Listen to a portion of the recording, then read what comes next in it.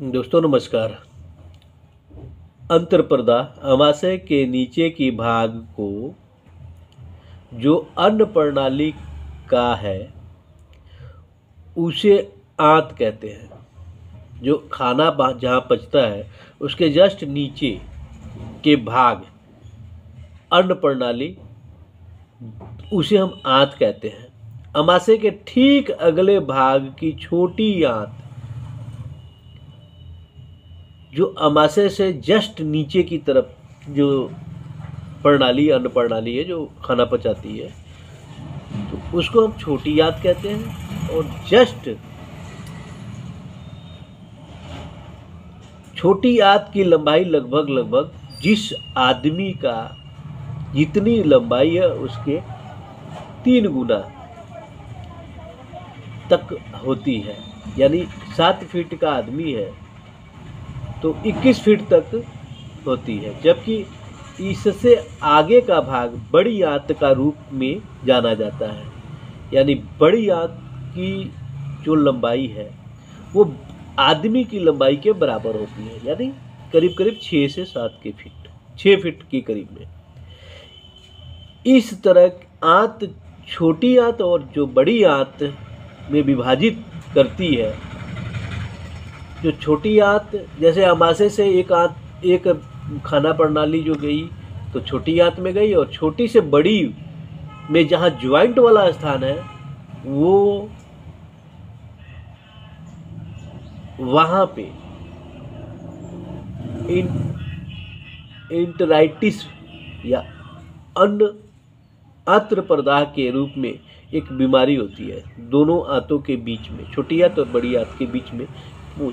वहाँ पे अगर दाह उत्पन्न हो तो उसे हम अंतर्प्रदाह कहते हैं। और इसकी जो इलाज है वो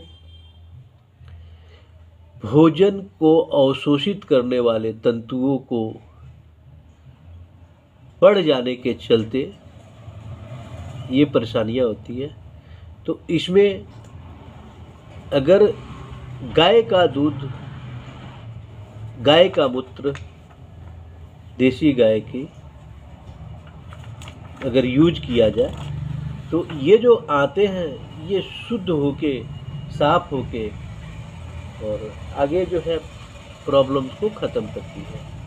दोस्तों जब छोटी आंत प्रदाहित होती है तो नाभि के चारों तरफ तेज दर्द होता है, जिसके कारण थोड़ी सी हिलना कठिन होता है, स्पर्श तक नहीं करने देता, चित होकर पड़ा रहता है। साथ ही अंतर्प्रदाह के कारण शरीर में ज्वर रहता है, कब्ज, मिचली, पेट में गैस, कभी पतले दस्त के लक्षण उपसर्ग होते हैं। सहायक उपचार में फेरमफास, कैलीम्यूर, फेरम मैगफास तीनों को मिक्स करके 3-4 मात्राएं गर्म पानी के साथ। अंतर्प्रदाह के कारण ज्वर, शीत, चेहरा का लाल, सर में दर्द, पतले दस्त आदि के प्रारंभिक अवस्था हो तो एकोनाइट, बेलाडोना, चेहरे के अंगारे की तरह लाल, तेज ज्वर, प्रलाप की स्थिति, जो पेशेंट है वो बड़बड़ाता हो, शरीर के ढके भाग में पसीना, पतले दस्त, इन सब लक्षणों में बेलाडोना। आर्सेनिक एल्ब, नाभि के चारों ओर जलन एवं दर्द, कमजोरी, पतला या खून मिला दस्त, अदम्य प्यास, मर्ककार, श्लेष्मा और रक्त मिला दस्त, दस्त के से पहले कूथन, ये मर्ककार का लक्षण है।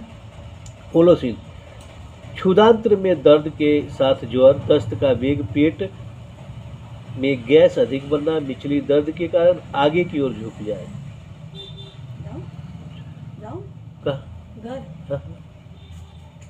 जाइए। इपिकैप, मिचली के साथ बार बार पतले दस्त, इन सब लक्षणों में छोटी आंत्र क्षुधांत की प्रदाह को या inflammation of the small intestine को ठीक करने की ये जो दवाई है। इसके साथ अब घरेलू उपचार, सिनुआर का पत्र का रस सुबह शाम देने से अंतर्प्रदाह या आंत्रशोध में उपयोगी है। अतिसार का लक्षण प्रकट हो तो आंवले के कोमल पत्ते 1 तोला की मात्रा सुबह शाम पीसकर छाछ के साथ सेवन करने बिल्कुल ठीक हो जाएगा। अजीर्ण के लक्षण में भी नहीं रहते। अब दोस्तों, अमीबिक प्रवाहिका एवं रक्तमाशय, तो इसको हम बड़ा आंत्र का प्रदाह कहते हैं। बड़ी आंत्र जब अधिक दिनों तक प्रदाहित रह जाती है तो मल के साथ आंव सलिस्मा आने लगता है। यह रोग आसानी से अच्छा नहीं होता, बाद में यही रक्तमाशय में परिवर्तित हो जाता है। पैखाना के पूर्व नाभि के नीचे पेड़ों में दर्द होता रहता है।